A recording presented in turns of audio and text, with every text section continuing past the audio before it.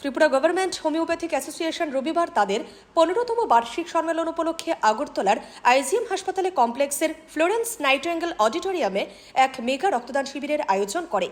উদ্বোধন করেন সাংসদ রাজীব ভট্টাচার্য। এছাড়া উপস্থিত ছিলেন আগরতলা পৌর নিগমের মেয়র দীপক মজুমদার, সংগঠনের সভাপতি ডক্টর সুশান্ত সরকার ও সম্পাদক ডক্টর সুখেন্দু নাথ। বর্তমানে রাজ্যে হোমিওপ্যাথিক চিকিৎসা গুরুত্বপূর্ণ স্থান দখল করেছে।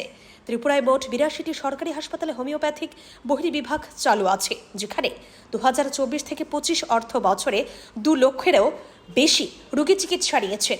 এছাড়া 53টি আয়ুষ্মান আরোগ্য মন্দির, 31টি স্ট্যান্ড অ্যালোন ডিসপেন্সারি এবং অন্যান্য স্বাস্থ্যকেন্দ্র মিলিয়ে বিপুল সংখ্যক রোগী পরিষেবা পাচ্ছেন। রাজ্যে বর্তমানে প্রায় 810 জন BHMS ডিগ্রিধারী চিকিৎসক নিবন্ধিত আছেন। তাদের মধ্যে অনেকে রাজ্য সরকার, national health mission, Ayush mission এবং রাষ্ট্রীয় বাল ও স্বাস্থ্য কার্যক্রমে দায়িত্ব পালন করেছেন। পাশাপাশি শিক্ষাক্ষেত্র ও প্রশাসনিক পদেও হোমিওপ্যাথিক চিকিৎসকরা গুরুত্বপূর্ণ ভূমিকা রেখেছেন।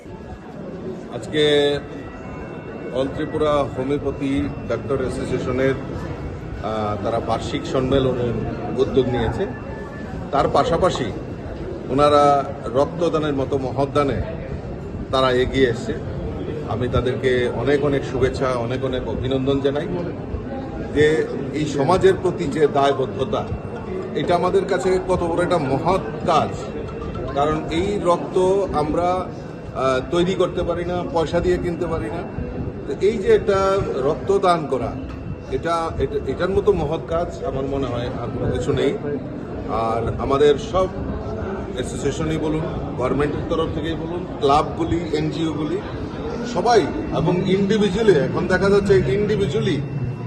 গত কিছুদিন আগে আমার এক বন্ধুবর, ওনার ছেলের জন্মদিন উপলক্ষে ওনাদের পরিবারের তরফ থেকে ব্লাড ডোনেশনের ক্যাম্প আয়োজন করা হয়েছে। সেখানেও আমার যাওয়ার সুযোগ হয়েছে। তো এটা আমাদের কাছে একটা মেসেজ যে আমরা সমাজ থেকে যাই আমরা নেই, সমাজকে ফেরত দেওয়া এবং সমাজের যে দায়বদ্ধতা, এইটা আমাদের কাছে একটা নজিরবিহীন। আমি আবারও যারা এই হোমিওপ্যাথি ডাক্তার অ্যাসোসিয়েশন যে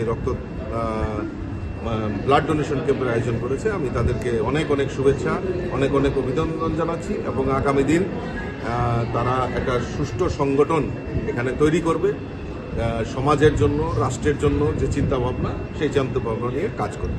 ব্যুরো রিপোর্ট, অবিরাম 24x7।